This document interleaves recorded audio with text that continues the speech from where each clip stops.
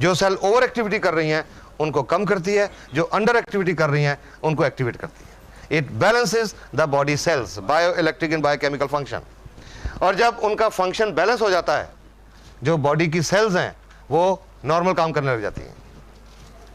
जब cell normal काम करने लग जाती हैं,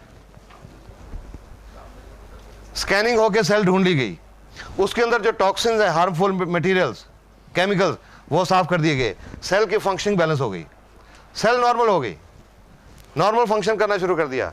तो जिस ऑर्गन की वो सेल हैं उस ऑर्गन की बीमारी ठीक होनी शुरू हो जाती है।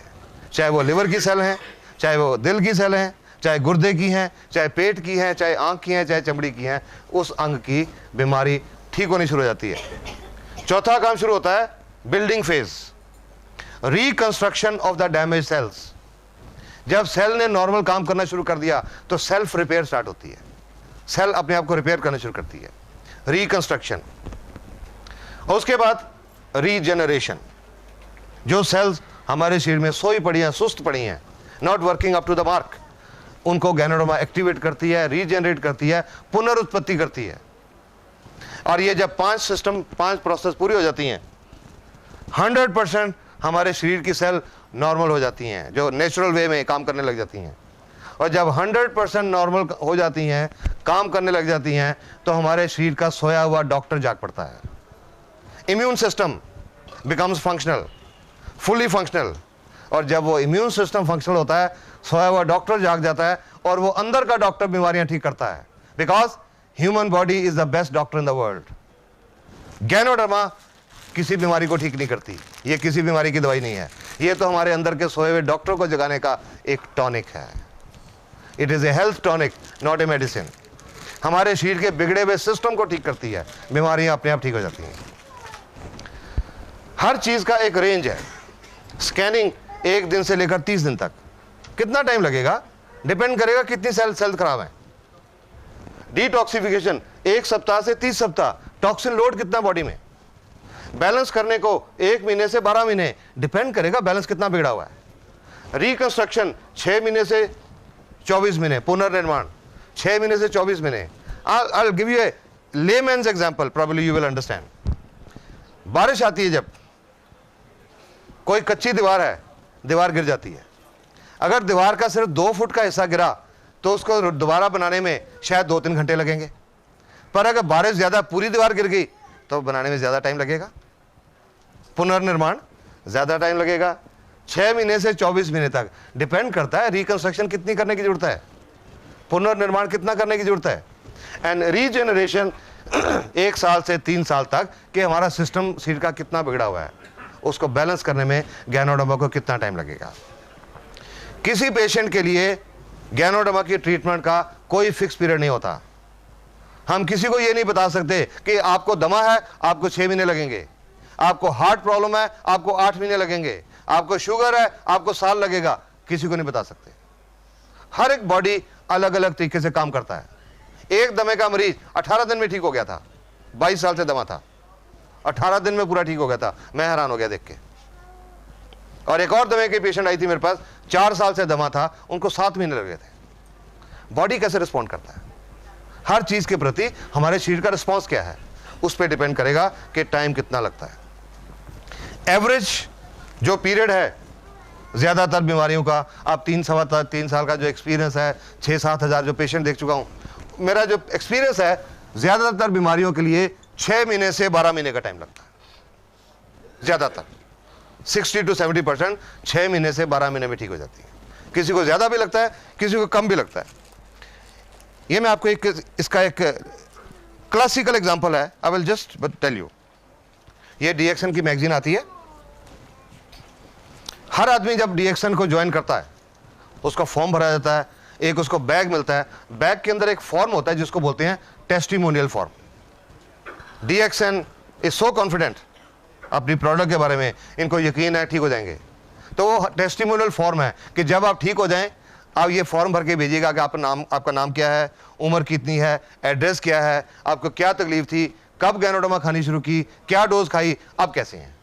तो वो लोग अपने लेटर भेजते हैं, वो इस मैगजीन में पब्लिश होता है, वो रिपोर्ट यहाँ पब्लिश होती है। ये एक दुबई की रिपोर्ट है।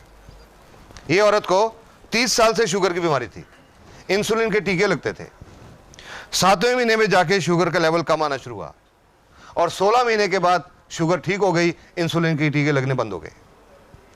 अगर कहीं इस औरत ने 6 महीने में फैसला कर लिया होता कि मेरे को तो 6 महीने हो गए ये कैप्सूल खाते हुए, मेरी तो शुगर नहीं ठीक हो रही, मैंने नहीं खानी, आज भी इंसुलिन के टीके लगते होते हैं। 16 महीने लगे। इनकी एक बेटी है, उनको 20 साल से शुगर थी, उन्होंने भी ये खाना शुरू किया, 5 महीने में उनकी सब दवाइयां छूट गई, 5 महीने में शुगर ठीक हो गई। एक को 16 महीने लगे, एक को 5 महीने, दोनों ठीक हो गए। पर यह फर्क क्यों? किसका सिस्टम कितना बिगड़ा हुआ था, कितनी रिपेयर की जरूरत थी बॉडी में। अलग अलग टाइम लगता है हर पेशेंट को। आज तो जब भी मेरे को कोई पेशेंट पूछता है कि जी मेरे को फलां बीमारी है, मेरे को गैनोडर्मा कितनी देर खानी पड़ेगी, मेरा एक ही जवाब होता है, जब तक ठीक नहीं हो जाते। चाहे 4 महीने लगते हैं, चाहे 6 महीने लगते हैं, चाहे 2 साल लगते हैं, चाहे 4 साल लगते हैं, जब सिस्टम ठीक हो जाएगा प्रॉब्लम ठीक हो जाएगी। Have it with confidence, but this I can tell you with confidence, ganoderma works, it works wonderfully. बहुत कुछ देख चुका हूं, ऐसे लोगों को देख चुका हूं जिन्होंने जीने की उम्मीद छोड़ दी थी। जलंधर के पास एक गांव है, वहां से दिसंबर में एक पेशेंट नहीं, एक पेशेंट का बेटा आया मेरे पास 11 दिसंबर को अपनी माताजी की रिपोर्ट लेके। उनको 10 दिसंबर को उनको माताजी को ओसवाल कैंसर अस्पताल से डिस्चार्ज किया गया था, ये कह के कि घर ले जाओ, सेवा करो, कुछ दिनों के मेहमान हैं। क्या हिस्ट्री थी उनकी? उनको ओवरी का कैंसर था, अंडकोश, 1990 में हुआ था। ऑपरेशन हो गया, कीमोथेरेपी हो गई, रेडियोथेरेपी, बिजलियां लग गई, ठीक हो गए। 12 साढ़े 12 साल बिल्कुल ठीक गुजर गए, नो प्रॉब्लम्स। पर 2003 में उस कैंसर की जड़ें फिर बढ़ने लगी, मेटास्टेसिस, 12 साल के बाद जड़ें बढ़ने लगी, अंतड़ी में आ गया, लिवर में आ गया, खाने की नली में आ गया, और उनके खाने की नली कंप्लीटली ब्लॉक्ड हो गई। ओसवाल अस्पताल में 2 महीने दाखिल रहे, कीमोथेरेपी हो गई, बिजलियां लग गई। वो जो ट्यूब होती है रबड़ की, खाना देने के लिए सिरिंज से जो दूध पिलाते हैं, वो ट्यूब लगा दी गई और 10 दिसंबर को डिस्चार्ज किया गया, घर ले जाओ, सेवा करो। वो पूछता है जी आपकी गैनोडर्मा कुछ करेगी? मैंने कहा जी इनका तो बहुत बड़ा हुआ है, आई डोंट थिंक कुछ हो सकता है, पर आप फिर भी उनको दो कि एक टॉनिक है, उनके पास जितने दिन बचे हैं वो ठीक ठाक गुजर जाए, दर्द थोड़ी कम हो जाए। कैंसर के पेशेंट का जो अंत होता है बहुत दर्दनाक होता है कि रोज के 3-3 4-4 टीके लगाने पड़ते हैं, शायद वो कम हो जाए। शुरू किया उन्होंने लगभग 1-1.25 महीने के बाद। उससे पहले एक बार जलंधर में गया था, वो औरत दिखाने भी आई थी, मिली थी मेरे को बिल्कुल स्केलेटन थी, ढांचा हड्डियों का, ट्यूब लगी, उसके थ्रू सिरिंज के रास्ते दूध पीती थी। अगर पानी का एक आधा चम्मच भी लेने की कोशिश करती थी मुंह से, बाहर आ जाता था। 1-1.5 महीने के बाद वो पटियाले आई औरत, एक और कैंसर के पेशेंट को साथ लेके, कि ये आदमी 15 दिन से हमारे पीछे पड़ा हुआ है कि जहां से आपने दवाई ली हमें भी लेके चलो। क्यों? क्योंकि उस औरत ने अब कुछ खाना पीना शुरू कर दिया था, लिक्विड्स, कस्टर्ड, दलिया, ऐसी चीजें खानी शुरू कर दी थी। तो मेरे से पूछने लगी अब ये नाली निकलवा दें? मैंने कहा भी नहीं, जब तक आप कुछ सॉलिड्स नहीं खाने लगते तब तक नहीं। एंड आई एडवाइज देम कि रोटी लेके छोटे छोटे टुकड़े करके दाल में भिगो के 1-1, 2-2 चम्मच चाय खाने की कोशिश करो। जनवरी की बात है, 11 फरवरी को उनके बेटे का फोन आया, सर कल मम्मी ने साग और रोटी खाई।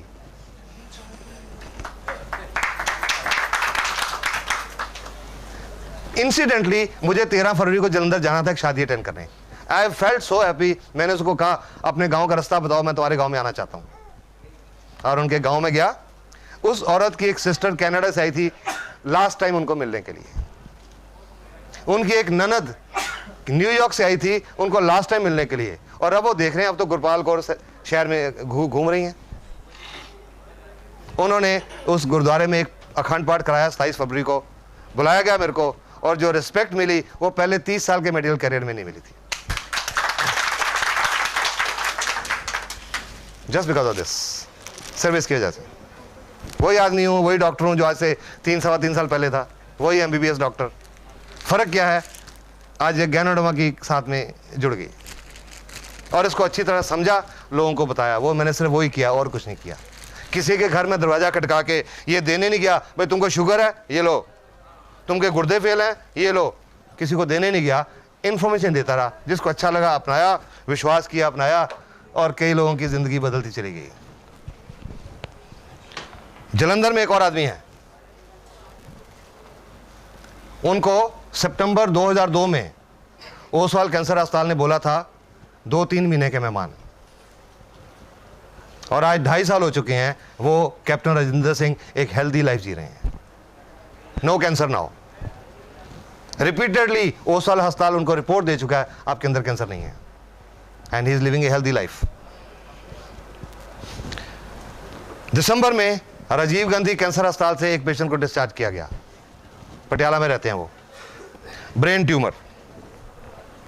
वो आदमी सेमी कॉन्शियस था, मिडिल एज आदमी, अराउंड 60-62 साल, सेमी कॉन्शियस, बिस्तर पे पड़े हैं, कुछ खाना पीना नहीं, चम्मच से थोड़ा बहुत खिला दिया, जो पेशाब वगैरह सब बिस्तर के ऊपर, कोई होश नहीं।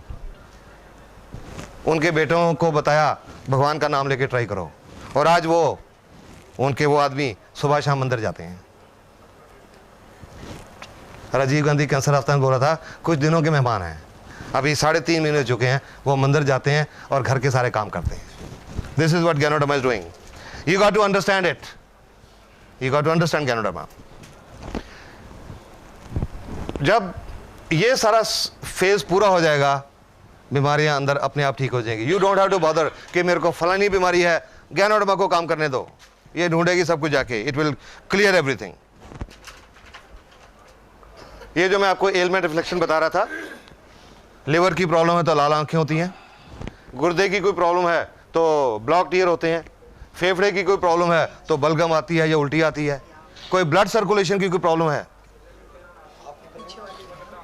ब्लड सर्कुलेशन की कोई प्रॉब्लम है तो थोड़ी नमनेस, जैसे टांगे सोई हुई महसूस होती हैं। अगर एलमेंट रिफ्लेक्शन अगर ज्यादा हो जाए, अगर तंग करे, डोज थोड़ी देर के लिए कम कर दें या उसके लिए कोई सिम्टोमेटिक ट्रीटमेंट ले लें, but continue ganoderma, let it do it's job. Ganoderma does not cure any disease directly, but it helps the body to handle it. Ganoderma is health specific and not disease or symptom specific. जब ganoderma की treatment शुरू करनी है किसी भी बीमारी के लिए, मरीज जो भी दवाइयां खा रहा है, चाहे एलोपैथिक, चाहे होम्योपैथिक, चाहे आयुर्वेदिक, वो शुरू में साथ में चलेंगी, वो एकदम से बंद नहीं करनी।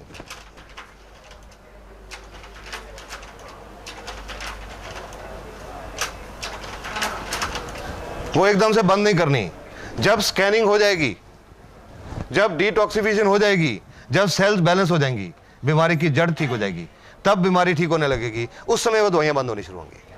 आफ्टर दिस फेज 1 महीने में बंद होती हैं, 4 महीने में बंद होती हैं, साल में बंद होती हैं, 1.5 साल में बंद होती हैं, वो किसी को नहीं बता सकते। जब सिस्टम ठीक होगा तब बंद होगी, शुरू में वो साथ में चलेंगी। उन दवाइयों के साथ गैनोडर्मा की कोई इंटरेक्शन नहीं है, कोई प्रॉब्लम नहीं है, क्योंकि ये एक फूड सप्लीमेंट है, दवाई नहीं है। It is a health tonic. अब इसकी आपको डोज बताऊं मैं।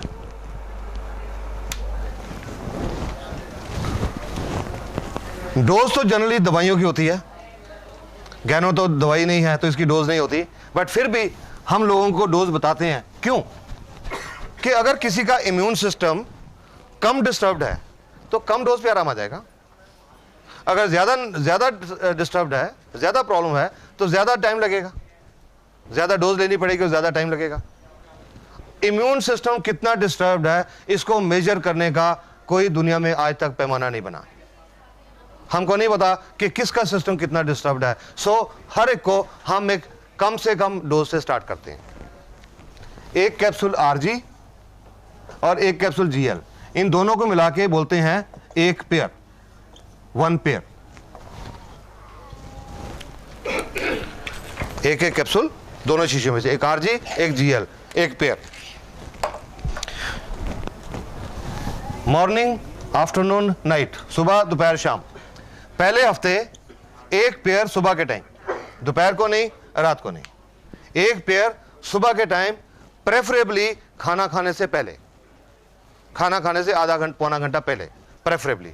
पर अगर किसी को पेट में गैस की प्रॉब्लम है, पेट में तेजाब बनता है, पेट में अल्सर है, दमा है या मिर्गी है, उन्होंने खाली पेट नहीं लेना। उन्होंने खाना खाने के इमीडिएटली बाद, एकदम बाद, पहले हफ्ते 1 पेयर डेली रोजाना, दूसरे हफ्ते में 1 पेयर सुबह 1 पेयर रात को, तीसरे हफ्ते में 1 पेयर सुबह 1 दोपहर 1 रात को, चौथे हफ्ते में 2 पेयर सुबह 2 रात को, पांचवें हफ्ते में 2 पेयर सुबह 2 दोपहर 2 रात को। इस तरह हफ्ते हफ्ते में 1-1 या 2-2 पेयर बढ़ाते हैं। जब देखने वाले जहां तक देखते हैं अपने दिमाग का कैलकुलेटर यूज करना शुरू कर देते हैं। 5वें हफ्ते में जाके 6 पेयर खाने पड़ेंगे, 12 कैप्सूल खाने पड़ेंगे। घबरा जाते लोग ये सोच के। ये जरूरी नहीं है, ये जरूरी नहीं कि हर एक को 12 कैप्सूल खाने ही पड़ेंगे। ये तो सिर्फ डोज बढ़ाने का तरीका है। कब तक बढ़ानी है? जब तक उस मरीज को जो भी प्रॉब्लम है, जब तक वो ठीक नहीं हो जाती। और जब कैसे पता लगेगा मरीज को कि उसके ऊपर इसने असर करना शुरू कर दिया? जब उस मरीज के अंदर उस बीमारी के मुताबिक जो एलमेंट रिफ्लेक्शंस हैं वो आ जाएंगे। जिस डोज पे, अगर लिवर की प्रॉब्लम है तो जिस डोज पे आंखें लाल हो जाएंगी, अगर शुगर की प्रॉब्लम है तो जिस डोज पे शुगर का लेवल राइज करेगा, अगर गुर्दे की प्रॉब्लम है तो जिस डोज पे कानों में भारीपन आएगा, वो डोज उस पेशेंट के लिए सही डोज है। कई लोगों में ये एलमेंट रिफ्लेक्शन पहले हफ्ते की डोज में आ गए, 1 पेयर की डोज पे, उनको आगे बढ़ाने की जरूरत नहीं पड़ी, इसी पे कंटिन्यू करते हैं। किसी को 2 पे, किसी को 3 पे। अपने बॉडी के मुताबिक हर पेशेंट खुद डोज एडजस्ट करेगा, किसी के लिए कोई फिक्स डोज नहीं है। हर अपनी बॉडी के मुताबिक डोज एडजस्ट करेगा, और जो भी डोज एडजस्ट होती है तब तक खाते रहना जब तक ठीक नहीं होती। अब कई लोग ये सोच के कि जी 8 महीने लगेंगे, कई बार हेजिटेट करते हैं, क्योंकि आज का पेशेंट बहुत इम्पेशेंट है। आज का तो मरीज है, वो सोचता है कि मेरा जो प्रॉब्लम है, आज डॉक्टर ने दवाई लिखी, कल तक आराम आना चाहिए, नहीं आया तो दूसरे दिन आज आदमी डॉक्टर चेंज कर लेता है, दूसरे दिन किसी दूसरे डॉक्टर की दवाई, आराम नहीं आया तो तीसरे दिन तीसरा डॉक्टर। आज का पेशेंट इतना इम्पेशेंट हो चुका है। पर मैं तो जब गैनोडर्मा के बारे में बताता हूं, मैं हर एक को यही बात बोलता हूं, you have to be patient. मैं तो उनको ये बोलता हूं, you are a patient, remain patient for some time, take ganoderma patiently, and after some time you will not remain a patient. Faith के साथ लीजिए, ठीक हो जाएंगी प्रॉब्लम्स, बहुत कुछ ठीक हो जाएगा। ये तो नॉर्मल तरीके से डोज स्टार्ट करते हैं। एक प्रॉब्लम होती है, एक तरह के पेशेंट होते हैं, उनको हम ये डोज स्टार्ट नहीं करते। कैसे पेशेंट? जैसे वो जलंधर वाले कैंसर अस्पताल से छुट्टी हुई थी कि कुछ दिनों के मेहमान हैं। ऐसे पेशेंट को हम ये नहीं बोल सकते कि पहले हफ्ते 1 पेयर लो, दूसरे हफ्ते 2 पेयर लो, तीसरे हफ्ते 3 पेयर लो। पेशेंट के पास इतना टाइम नहीं है, patient is running out of time. तो ऐसे पेशेंट को हम एक हैवी डोज देके एक चांस लेते हैं।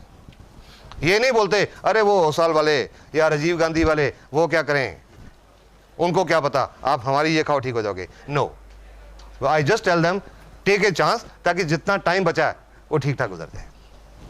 ऐसे पेशेंट को हम चांस लेते हैं 30 RG और 30 GL, 30 पेयर्स, 60 कैप्सूल की डोज स्टार्ट करते हैं ऐसे टर्मिनल कैंसर पेशेंट को।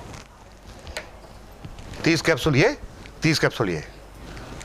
अब वो कैंसर का पेशेंट ऐसा, उसके जो रिश्तेदार, मैं बड़े लोगों को फेस कर चुका हूं, जब बताता था ये लेनी है, डॉक्टर साहब 60 कैप्सूल, मैं कहता हाँ जी, आई एम श्योर। मेरी बातें तो सुन के अच्छा जी चले जाते, बट आई एम श्योर मेरे क्लिनिक के बाहर जाके वो बातें करते होंगे कि डॉक्टर का दिमाग खराब हो गया। ठीक है ना, कि ये मरीज के अंदर तो कोई जान नहीं है, एक तो हड्डी का ढांचा रह गया बिजलियां लगने के बाद, इससे कोई रोटी नहीं खाई जाती, भूख ही नहीं लगती, कुछ खाता है तो उल्टी आ जाती है, ये 60 कैप्सूल कहां से खाएगा? नहीं खा सकता। ऐसा पेशेंट 60 कैप्सूल नहीं खा सकता, वो खिलाने का एक खास तरीका है। ये जो 60 कैप्सूल है, इनका हम पाउडर खोल लेते हैं, पाउडर निकाल लेते हैं 60 कैप्सूल का, 30 RG 30 GL।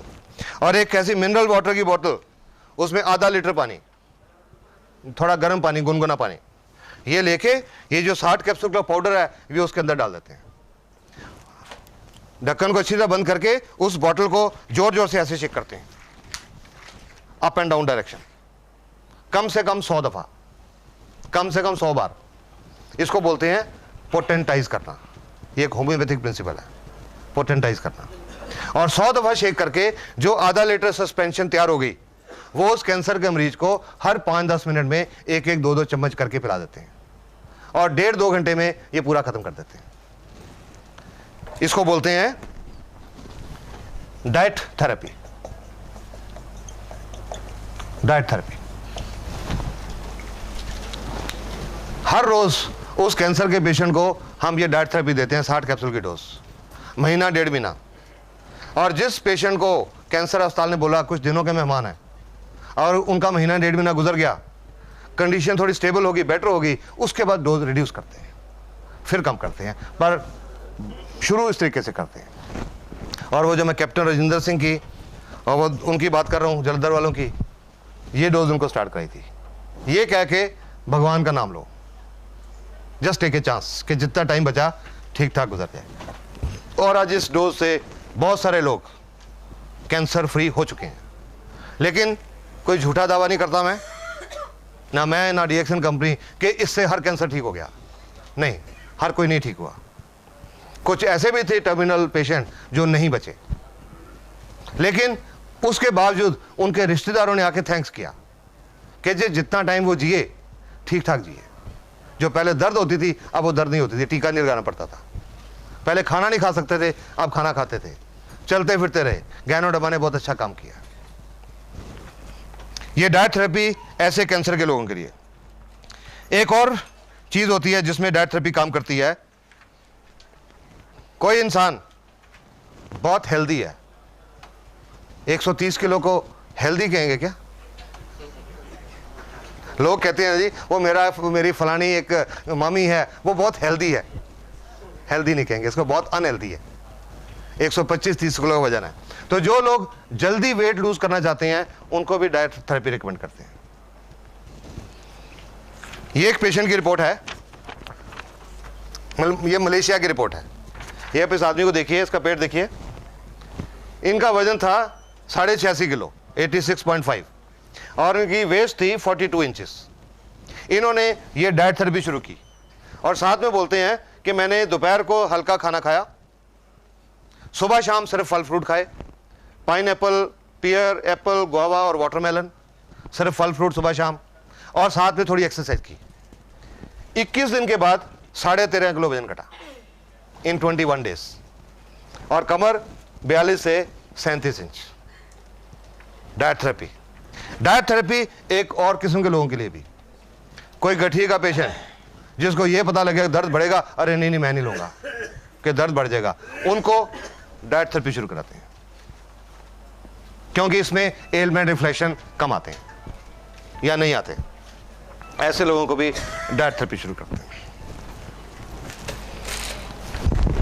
सब ये जो तैयार करते हैं ये कितने टाइम तक ठीक रहता है? 1.5-2 घंटा बस, उससे ज़्यादा नहीं। उससे ज़्यादा ये जब हम इससे ऐसे हिलाते हैं ना, इसमें एक बड़ी डायनेमिक पावर पैदा होती है। ये जो क्या होता है, पानी के अंदर कुछ जो पानी के कण होते हैं, इनको बोलते हैं MC, molecular clusters. Molecular clusters, जो पानी, आम पानी का जो साइज होता है मॉलिक्यूलर क्लस्टर्स का 13 से 15 एमसी पर क्यूबिक मिलीलीटर। जब ये करते हैं वो 13 से 15 की बजाय 2-3 हो जाता है, उनकी एब्जॉर्प्शन सेल में बढ़ जाती है, और 2 घंटे के अंदर वो डायनेमिक पावर रहती है, उसका खत्म हो जाती है। सपोजिंग कोई पेशेंट है, उसने भी आधा पिया, नहीं पिया गया 2 घंटे में, तो 2 घंटे के बाद इसको फिर से हिला लो, फिर 100 बार फिर हिला के फिर से वो पैदा करके फिर 1.5-2 घंटे में खत्म कर दो। ऐसा भी कर सकते हैं, लाइक दैट। 1-1.5 महीना daily, every day, every day. Patient है जिसका ओवरवेट था, तो इसको कितना डोज, ये तो हैवी है ना, इसके लिए ये इतना ही डोज देना चाहिए? किसका लिए? जो एक्सेस वेट है, जैसे 86 kg है, हाँ। फॉर एग्जांपल ओके, उधर का है, हाँ। और उनको जोड़ों पे भी दर्द है, उनको नॉर्मल 1 2 3 से शुरू कराओ। वो पैर बढ़ाएं, हाँ, उसी से बढ़ाओ। तो उसी से एक पटियाला में एक औरत है, उनको गठिया है, उनको एक ही पैर स्टार्ट किया था, उन्होंने एक पैर बढ़ाया ही नहीं, 2 महीने तक एक ही पैर लेते रहे। 2 महीने में उन्होंने 8 किलो वजन लूज कर दिया, सिर्फ एक पैर से। अब उनका गठिया भी ठीक है और अब उनका वो भी ठीक है। हाँ जी, अगर पैर ना बढ़ाए पहली डोज पे ही चलता रहे तो कब तक चलना है? क्या होता है? पैर ना बढ़ाए जाएं और एक ही डोज पे चलता रहे। हाँ, ये भाई साहब ने पूछा कि सपोजिंग हम पैर नहीं बढ़ाएं, सपोजिंग पैर नहीं बढ़ाए, सुन रहा हूँ मैं सुन रहा हूँ, मैंने देख भी लिया है। आप बहुत बातें सुन रहे हो, 8 महीने से मैं पैर खा रहा हूँ, पता है मेरे को कि सपोजिंग डोज नहीं बढ़ाएं, जैसे वो 1 2 3 की बोलते हैं। अगर आदमी एक ही पैर लेता रहे तो क्या असर? एक ही पैर कह रहे हैं ना, सपोज असर होगा। वैसे तो एक पैर की डोज हम उनको बताते हैं जिनको कोई प्रॉब्लम नहीं है, सिर्फ अपनी हेल्थ मेंटेन करने के लिए, ठीक है। तो अगर कोई बीमारी है तो हमको कम से कम 2 या 3 पैर की डोज तो चाहिए। सपोजिंग वो नहीं भी बढ़ाता, एक ही पैर लेता रहता है, तो उसके अंदर जो प्रॉब्लम है, जो 3 की पैर से मान लो 8 महीने में ठीक होती है, एक लेता है तो 2 साल लग जाएंगे, टाइम बढ़ जाएगा। वैसे उससे कोई फर्क नहीं पड़ता, थोड़ा टाइम ज़्यादा लग जाएगा। लिए चाह रहा हूँ, जैसे मैं ठीक हूँ हाँ। और शुरू करूँ तो एक पैर एक पैर। हाँ, यस, या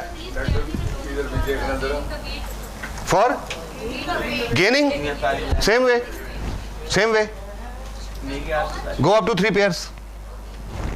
एक बड़ा इम्पोर्टेंट क्वेश्चन है। हाँ जी, It's a very very question. Yes. How do we believe and why do we believe you that you are not giving us any steroids? Is it approved by any organization?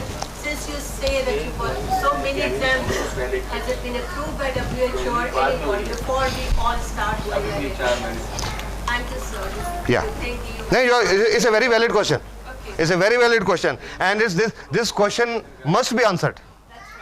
Must be answered. Otherwise, we don't want to keep people in the dark. We are layman. Yeah, we don't. Steroid for us. We don't want to keep the people in the dark. Okay. I'll just tell you.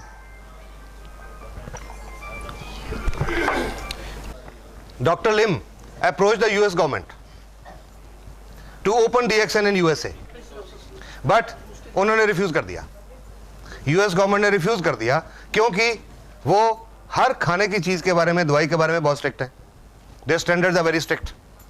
It was handed over to FDA. FDA started experimenting. 1 साल experiment करने के बाद DXN was opened in California after FDA approved it as a safe food supplement. और कई laboratories की reports हैं हमारे पास about betamethasone absent, corticosteroid absent, dexamethasone absent, prednisolone absent, ये रिपोर्ट्स हैं। अब कुछ लोगों ने मेरे को ये भी बताया जी हमने वो हमारे शहर में एक लेबोरेटरी टेस्ट कराया था, I've gone through all this, test कराया था, उन्होंने बोला इसमें स्टीरॉइड है। ठीक है, एक छोटी लेबोरेटरी के पास इसको टेस्ट करने का इंतजाम होता ही नहीं है। पहली बात, इंडिया में सिर्फ 1 या 2 लेबोरेटरी हैं, बॉम्बे में एम्स में होगी, उनके पास है, हर लेबोरेटरी कर ही नहीं सकती। एक चीज होती है जिसको हम बोलते हैं sterol, there is something called sterol which is a natural thing, वो नेचुरल प्लांट्स में होती है। वो स्टीरॉल का टेस्ट भी पॉजिटिव आता है because ganoderma contains that ergosterol. Ergosterol is a natural precursor of hormones, it contains that, जिसकी वजह से छोटी मोटी लेबोरेटरी वाले इसमें वो स्टीरॉइड दिखा देते हैं। पर हमारे पास सिंगापुर की लेबोरेटरी, मलेशिया की लेबोरेटरी, चेन्नई की लेबोरेटरीज इंडिया में जब आई थी, ड्रग कंट्रोल ऑफ इंडिया ने सब कुछ वेरीफाई किया था।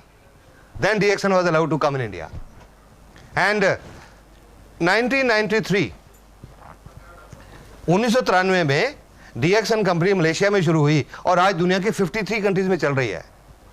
There must something must have been found, उसके बिना नहीं हो सकता।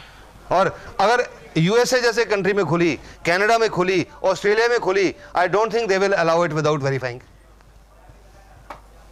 चल रही है, you can rest assured. Report चाहिए, बहुत सारी हैं, इंटरनेट के ऊपर बहुत रिपोर्ट्स अवेलेबल हैं, यू विल फाइंड वन अर्गोस्टेरॉल। कितनी है सर थोड़ा सा रिपोर्ट आप दें। आप एज बताइए मेरे को, एज कितनी है? एज, उम्र? ओके। पहले उनको शुगर की भी प्रॉब्लम थी?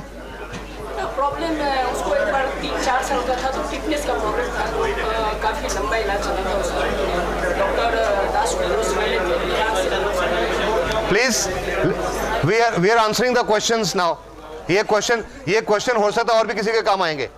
हाँ सुनिए, ये किडनी पेशेंट के बारे में बात कर रहे हैं, हम एक गुर्दे के पेशेंट की बात कर रहे हैं। सुनिए प्लीज। हाँ, तो वो फिटनेस का इलाज चला था 6-7 साल।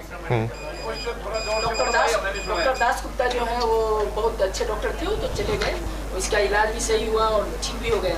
चलो अभी 1.5-2 महीना पहले प्रॉब्लम आई, फीवर उबर आया और वो गांठ में दर्द हुआ, इलाज कराने के लिए गए तो दरभंगा में डॉक्टर एन मिश्रा है। ये डायलिसिस कितनी देर से चल रहा है? डायलिसिस पिछले सप्ताह से चल रहा है, 2 दिन हो गए हैं डायलिसिस। ओके, तो क्या उन्होंने ट्रांसप्लांट कराने का फैसला कर लिया? डॉक्टर ने उन्होंने कहा कि इसको ट्रांसप्लांट तो करना पड़ेगा, लेकिन उससे पहले डायलिसिस भी जरूरी है। ओके। और पेशेंट उसे देखने से चलता फिरता है। अगर तो किसी पेशेंट ने डिसाइड किया कि कुछ दिनों में ट्रांसप्लांट कराना है, अगर किसी ने, आप सबकी इंफॉर्मेशन के लिए कि कुछ दिनों में ट्रांसप्लांट कराना है, तो गैनोडर्मा शुरू नहीं करनी। मैंने तो स्टार्ट कर नहीं, अगर कुछ दिनों में कराना है तो नहीं करनी, क्योंकि जब हम ट्रांसप्लांट करते हैं हम स्टीरॉयड देके बॉडी के इम्यून सिस्टम को कम करते हैं कि बॉडी उसको रिजेक्ट ना कर दे, इसने इम्यून सिस्टम को बढ़ाना है, ये कॉन्ट्राडिक्टरी इफेक्ट हो जाएगा। और या दूसरा एक और, अगर किसी का किडनी ट्रांसप्लांट हो चुका है 6 महीने तक गैनोडर्मा नहीं देनी, otherwise there are chances body will reject the kidney. जैसे डायलिसिस चल रहा है उसका, ये दवा मैं बिना डॉक्टर से पूछे हुए मैं दे रहा हूँ, मतलब मैं इसलिए कि डॉक्टर मना करेंगे मुझे पता है, डेफिनेटली, इसलिए मैं चुपचाप उसको खिला रहा हूँ। दोनों में से 2-2 गोली सुबह और 2-2 गोली। मैं इसका आपको एक पेशेंट का एग्जांपल बताता हूँ, शायद आपके जॉब का मिल जाएगा, औरों के लिए भी होगा। बैठिए। लगभग 2 साल पहले एक किडनी के पेशेंट को देखने के लिए बुलाया गया था मेरे को। चंडीगढ़ के पास एक जगह है, वहां उस औरत का डायलिसिस चल रहा था कुछ टाइम से, और उन्होंने ट्रांसप्लांट के लिए कहा अपने डॉक्टर को, जो किडनी का इलाज चल रहा था। उन्होंने कहा जी वो जो औरत हैं उनको कई सालों से दमे की प्रॉब्लम थी, और दमा के कारण उनके फेफड़ों में एक प्रॉब्लम होती है, उसको बोलते हैं पल्मोनरी फाइब्रोसिस, फेफड़े श्रिंक हो जाते हैं, वो हुए थे। तो उनको डॉक्टर ने कहा हम इनका ट्रांसप्लांट करने की सोच नहीं सकते, क्योंकि ये जो फेफड़े की प्रॉब्लम है ये एनेस्थीसिया नहीं सह पाएंगी, शायद ऑपरेशन थिएटर में डेथ हो जाए, ये नहीं सोच सकते। तो जितनी देर इन्होंने जीना है इनकी सेवा करो, जो 4-6 महीने जीना है सेवा करो। मेरे को देखने के लिए बुलाया गया, फर्स्ट पेशेंट था मेरा किडनी का। I couldn't tell with confidence कि जी बहुत सारे लोग ठीक हो गए जी, आप भी लो। वो पहला पेशेंट था मेरी जिंदगी का किडनी का पेशेंट। लिटरेचर लेके गया, गैनोडर्मा की जो किताब वो लेके गया, उनको दिखाया, ये देखो जी जापान यूनिवर्सिटी की रिपोर्ट है गुर्दे के बारे में, यहाँ लिखा हुआ है कि गैनोडर्मा गुर्दे की बीमारी को 100% ठीक कर सकती है, ये किताब में लिखा हुआ है। वो दिखाया तो वो भी मेरे को कहने लगे क्या हम अपने डॉक्टर से पूछ लें, आपकी अच्छी लगती है पर क्या उनसे पूछ लें जिनकी ट्रीटमेंट चल रही है इतने सालों से। तो मैंने उनको साफ बोला कि जरूर पूछिए, पर पूछने में एक प्रॉब्लम आ सकती है कि वो जो डॉक्टर हैं आपके, पता नहीं वो हर्बल के प्रति उनका ओपन माइंड है या नहीं, जड़ी बूटियों के प्रति ओपन माइंड है या नहीं। अगर नहीं हुआ जड़ी बूटियों के प्रति ओपन माइंड, और उन्होंने बोल दिया कि मेरी दवाई के साथ आपने और कोई नहीं लेना, तो आपको मुश्किल पड़ जाएगी, आपको डिसीजन लेने में मुश्किल हो जाएगी। बाकी इट्स योर विश, मैं क्या, मेरा काम था इंफॉर्मेशन देना, बाकी आपकी मर्जी है। उन्होंने वो डॉक्टर साहब से सलाह किए बिना शुरू कर दी, मेरे पे विश्वास किया, शुरू कर दी। वो शुरू करने के लगभग महीने 1.5 महीने के बाद उनका डायलिसिस बंद हो गया और 9-9.5 ग्राम पे पहुंच गया। हाँ, आप सुनो ये पूरा।